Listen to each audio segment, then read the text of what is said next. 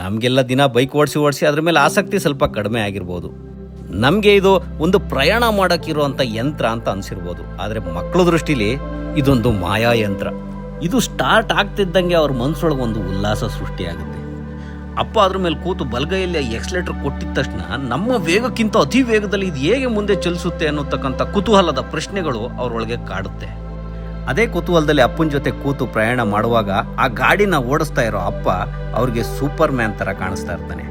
ಎಲ್ಲರಿಗಿಂತ ವೇಗವಾಗಿ ನಾವು ಚಲಿಸಬಹುದು ಅನ್ನೋ ಆ ಸಾಮರ್ಥ್ಯ ನಮಗಿದೆ ಅಂತ ಅವರು ಕೂಡ ಸೂಪರ್ ಹೀರೋಗಳ ಥರ ಫೀಲ್ ಮಾಡ್ತಾ ಇರ್ತಾರೆ. ಆ ಬೈಕ್ ಮೇಲೆ ಕೂತು ಗಾಳಿಯನ್ನು ಸ್ಪರ್ಶಿಸುತ್ತಾ ಇಡೀ ಊರನ್ನ ಸುತ್ತಾಕೊಂಡು ಬಂದಾಗ ಅವ್ರಿಗೆ ಏನೋ ಸಾಧಿಸಿದೀವಿ ಅನ್ನತಕ್ಕಂಥ ಅನುಭವ. ಎಲ್ಲರ ಜೀವನದಲ್ಲೂ ಈ ಥರ ಸಮಯ ಒಂದ್ಸರಿ ಬರುತ್ತೆ. ನೀವು ಯಾವುದೇ ಕೆಲಸಕ್ಕೆ ಕೈ ಹಾಕಿ ಕೈ ಎತ್ತೋದಿಲ್ಲ, ಏನು ಮಾಡಬೇಕು ಬಿಡಬೇಕು ಅಂತಲೇ ಗೊತ್ತಾಗೋದಿಲ್ಲ. ಮೈಂಡು ಹೈಜಾಕ್ ಆಗೋಗುತ್ತೆ. ಕಳೆದ 1 ತಿಂಗಳಿಂದ ನನ್ನ ಪರಿಸ್ಥಿತಿನೂ ಹಂಗೆ ಆಗಿದೆ. ಅದಕ್ಕೆ ನನ್ನ ಚಾನಲ್ನಲ್ಲಿ ಇನ್ಸ್ಟಾಗ್ರಾಮ್ನಲ್ಲಿ ಯಾವುದೇ ರೀಲ್ಸು ಪೋಸ್ಟು ಏನೂ ಮಾಡಿಲ್ಲ. ಎಷ್ಟೋ ಜನ ಪಾಪ ನನಗೆ ಪರ್ಸನಲ್ ಆಗಿ ಮೆಸೇಜ್ ಮಾಡಿ ನಿಮ್ಮ ವಿಡಿಯೋಗೋಸ್ಕರ ವೇಟಿಂಗ್ ಅಂತ ಇದ್ದಾರೆ. ಆದರೆ ನನ್ನ ಪರಿಸ್ಥಿತಿ ಹಳ್ಳ ಹತ್ತೋಗ್ಬಿಟ್ಟಿದೆ.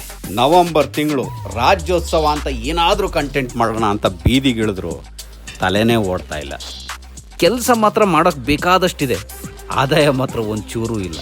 ಈ ಥರ ಪರಿಸ್ಥಿತಿ ಮನುಷ್ಯನಿಗೆ ಬಂದರೆ ಯಾರಿಗೆ ತಾನೇ ಕೆಲಸ ಮಾಡಬೇಕು ಅನಿಸುತ್ತೆ ಹೇಳಿ? ನನಗೆ ಗ್ರಹಣ ಬಂದ್ಬಿಟ್ಟಿದೆ ಅನ್ನಿಸ್ತಾ ಇದೆ. ಸುಮ್ಮನೆ ಕುತ್ಕೊಂಡು ಯೋಚನೆ ಮಾಡಿದಾಗ ಆ ಜಗತ್ತಿಗೆ ಬೆಳಕು ಕೊಡೋ ಸೂರ್ಯಂಗೆ ಗ್ರಹಣ ಬರುತ್ತೆ.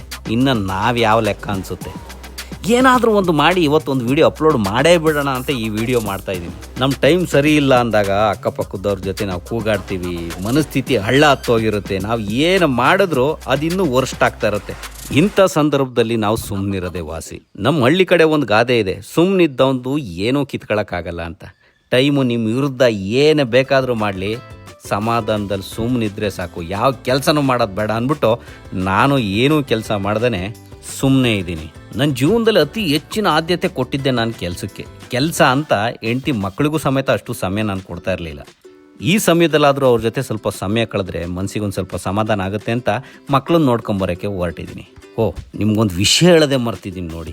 ನನ್ನ ಮಗನಿಗೆ ಬೈಕು ಅಂದರೆ ಸಿಕ್ಕಾಪಟ್ಟೆ ಇಷ್ಟ. ನನ್ನನ್ನು ಬೈಕ್ ಜೊತೆ ನೋಡ್ದ ಅಂತ ಅಂದರೆ ಯಾವ ಪರಿಸ್ಥಿತಿಲಿ ಅವನು ಹೆಂಗಾದರೂ ಇರಲಿ ಶೂ ಎತ್ಕೊಂಡ್ಬಂದು ಕೊಡ್ತಾ ಇರೋದೆ, ಹಾಕೊಂಡು ಹೋಗ್ತಾ ಇರೋದೆ. ನನ್ನ ಮಗಂಗೆ ಮಾತ್ರ ಅಲ್ಲ, ನನ್ನ ಮಗಳಿಗೂ ಬೈಕ್ ರೈಡಿಂಗು, ಈ ಕ್ಯಾಂಪಿಂಗು ಅಂದರೆ ಸಿಕ್ಕಾಪಟ್ಟೆ ಇಷ್ಟ. ನನಗನ್ಸುತ್ತೆ ಸಾಮಾನ್ಯವಾಗಿ ಎಲ್ಲ ಮಕ್ಕಳಿಗೂ ಈ ಥರ ಲೈಫ್ ಸ್ಟೈಲ್ ಸ್ವಲ್ಪ ಇಷ್ಟ ಆಗುತ್ತೆ ಅಂತ. ಯಾಕಂದರೆ ನಾನು ಚಿಕ್ಕವನಿದ್ದಾಗ ಇದನ್ನೆಲ್ಲ ಸಿಕ್ಕಾಪಟ್ಟೆ ಲೈಕ್ ಮಾಡ್ತಾ ಇದ್ದೆ. ಈ ಲೈಫ್ ಸ್ಟೈಲ್ ಬರೀ ನನ್ನ ಮಕ್ಕಳಿಗೆ ಅಲ್ಲ, ನಮ್ಮ ಮನೆ ಅಮ್ಮು ಮತ್ತು ಲಕ್ಕಿಗೂ ಕೂಡ ಸಿಕ್ಕಾಪಟ್ಟೆ ಇಷ್ಟ. ನಾನು ಏನಾದರೂ ಬೈಕ್ ಸ್ಟಾರ್ಟ್ ಮಾಡಿ ಹೊರಟೆ ಅಂದರೆ ಅಮ್ಮು ಕೂಡ ಎದ್ದು ನಿಂತ್ಕೊಳ್ಳುತ್ತೆ, ಬನ್ನಿ ಹೋಗೋಣ ಅಂತ. ಏನೇ ಆಗಲಿ ನನ್ನ ಸುತ್ತಮುತ್ತ ಇರೋರಿಗೆಲ್ಲ ನಾನು ಮಾಡೋ ಕೆಲಸದ್ದೇ ಅಭಿರುಚಿ ನೋಡಿ. ಇವತ್ತು ಆ ಕೆಲಸನೇ ನನಗೆ ಯಾಕೋ ಕೈ ಹಿಡಿತಾ ಇಲ್ಲ ಅಂತ ಅಂದ್ಬಿಟ್ಟು ರೆಸ್ಟ್ ಮಾಡೋಣ ಅಂತ ಬಂದಿದ್ದೀನಿ. ನಾನು ಅನ್ಕೊಂಡಿದ್ದು ಏನಾದರೂ ಒಂದು ಮಾಡಲಿಲ್ಲ ಅಂತ ಅಂದರೆ ನನಗೆ ನಿದ್ದೆನೇ ಬರೋಲ್ಲ. ನಂದೇ ರಕ್ತ ಆಗಿರೋ ನನ್ನ ಮಕ್ಕಳಿಗೂ ಕೂಡ ಹಾಗೆ.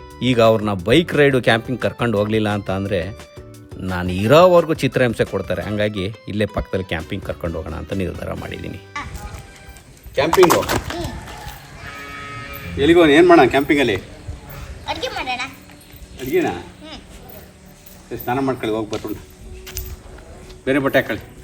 ಮಕ್ಳಿಗೆ ಪಾಪ ಇಲ್ಲಿಲ್ಲೇ ತೋರಿಸು, ಸಣ್ಣ ಅಡುಗೆ ಮಾಡಿದ್ರು ಸಾಕು, ಎಷ್ಟೋ ಖುಷಿ ಪಡ್ತಾರೆ. ಹೊರಗಡೆ ಕರ್ಕೊಂಡೋಗಿ ಈಗ ಮಿಲೆಕ್ಸ್ ಮಾಡ್ಕೊಡ್ತೀವಿ ನಾವು. ನನಗೆ ಮೊದಲಿಂದನೂ ಬೈಕು ಕಾರು ಅಂದರೆ ತುಂಬ ಇಷ್ಟ. ಯಾಕೆ ಗೊತ್ತಾ?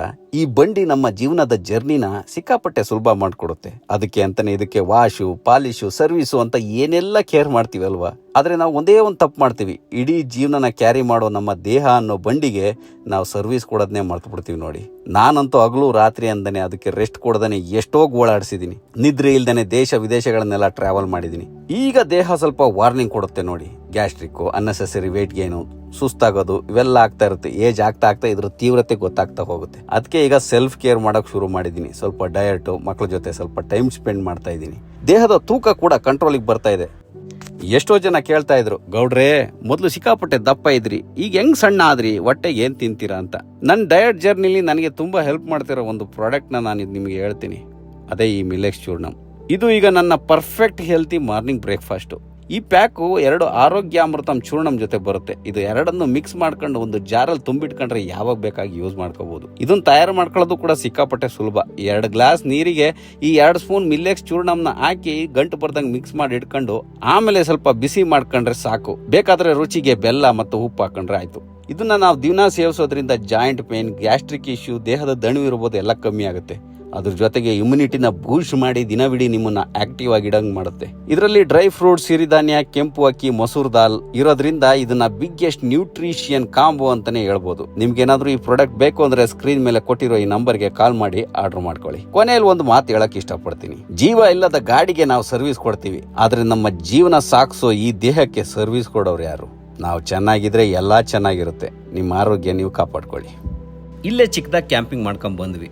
ಕ್ಯಾಂಪಿಂಗ್ ಆದಮೇಲೆ ಬೈಕಿಂಗ್ ರೈಡ್ ಕರ್ಕೊಂಡು ಹೋಗಿಲ್ಲ ಅಂತಂದರೆ ಮಕ್ಕಳು ಬಿಟ್ಟಾವ? ಇಲ್ಲ. ಯಾವುದು? ಇಲ್ಲಿ ಇದ್ರಲ್ಲಿ ಹೋಗೋಣ. ಹಾಂ, ಅದ್ರಲ್ಲಿ ಅವನಿಗೆ ಕಾಣಲ್ಲ ಕಣ ಮಗಳೇ. ಅಲ್ಲಿ ಯಾವುದ್ರಲ್ಲಿ ಹೋಗೋಣ ಹೇಳು. ಹಳ್ಳಿಲ್ಲ, ಹಳ್ಳಿ ತುಂಬಾ ನಿಧಾನ, ನಮ್ಮ ತಕ್ಕನೇ ಇಟ್ಕೊಳಕ್ಕಾಗಲ್ಲ. ಹಳ್ಳಿಲಿ ಹೋಗ್ಬೇಕಾ? ಹಳ್ಳಿ ನಂದಲ್ಲ. ಹೋಗೋಣ.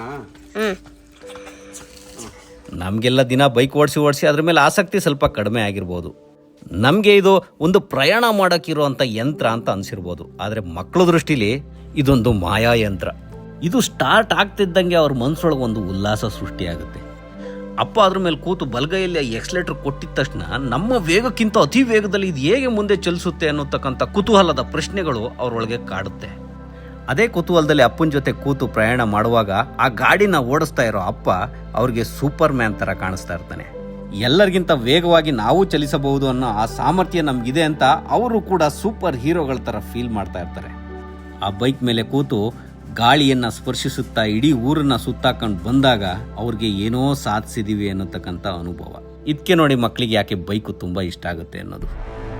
ಆದರೆ ಇದರಿಂದ ಅಷ್ಟೇ ತೊಂದರೆಗಳು ಇದ್ದಾವೆ.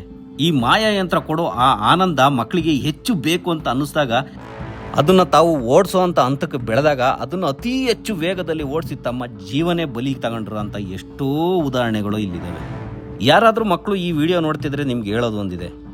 ಅತಿಯಾದ ಸುಖ ಕೊಡೋ ಯಾವುದೇ ಒಂದು ವಸ್ತು, ವ್ಯಕ್ತಿ, ಕೆಲಸ ಯಾವುದೇ ಆಗಿದ್ರೂ ಅದರಿಂದ ಅನಾಹುತ ಇದ್ದೇ ಇರುತ್ತೆ.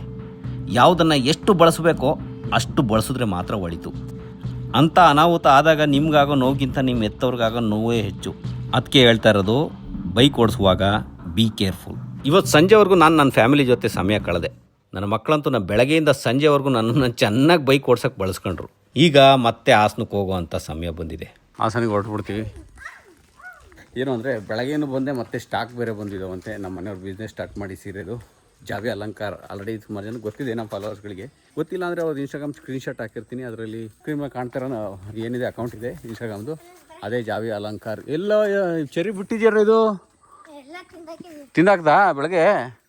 ಹಾಂ, ಎಲ್ಲ ತಿಂದಾಕ್ದ ಅವನು. ಒಂದು ಬಿಡಂಗೆ ಇಲ್ಲ ಒಂದು ಚೆರಿನ. ಸ್ನಾನ ಮಾಡ್ಬೇಕು ಈಗ, ಹೊರಡಿ ಸ್ನಾನ ಮಾಡಿ.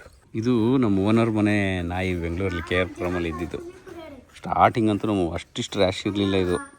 ಈಗಂತೂ ಎಷ್ಟು ಲವ್ ಮಾಡುತ್ತೆ ಅಂದರೆ ನಮ್ಮ ಅಮ್ಮನೇ ಬರೋಲ್ಲ ನಮ್ಮ ಹತ್ರಕ್ಕೆ. ಅದೇನು ಓಡೋಗ್ಬಿಡ್ತೀವಿ. ಎಲ್ಲೇ ಅಮ್ಮ ಬಾ ಬಾಯ್ಲಿ ಬಾ, ಎಷ್ಟು ಕರೆದು ಬರೋಲ್ಲ ಅದು.